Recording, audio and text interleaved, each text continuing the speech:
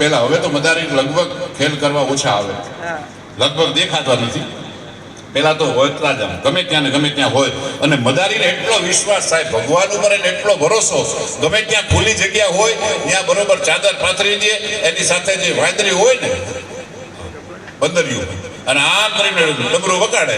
અત્યારે કેમ અમારા મલ્હારભાઈ ડબરું વગાડ્યું, તમે આ માંદનમાં આવી ગયા, આમ ડબરું વગાડે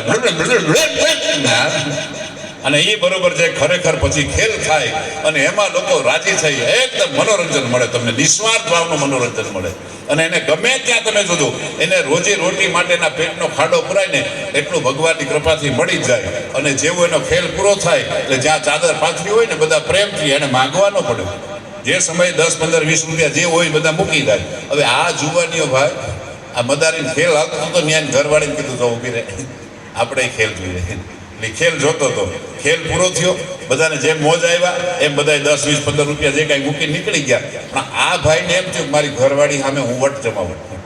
આ વટ જમાવવા ક્યારેક ક્યારેક તમારો મારો ફિયાસ્કો થાય.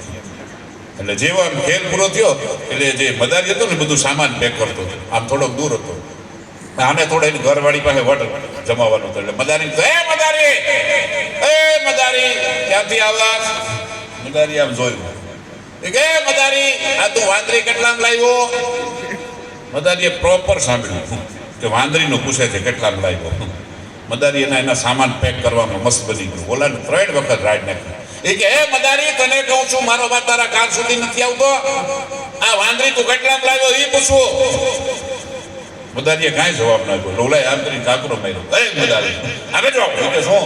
એ કે ક્યારનો તને રાઈડ નાખીને પૂછું છું કે આ વાંદરી કેટલામાં લાવ્યો નથી ખબર પડતી, નથી સંભળાતું? મદારી ધીમે રહીને આવીને પૂછ્યું. એ કે કેમ ભાઈ? એ કે કેમ ભાઈ નહીં, તું વાંદરી કેટલામાં લાવ્યો? એ કે પણ તારે શું કામ? એ કે પણ તારે કહેવામાં શું વાંધો?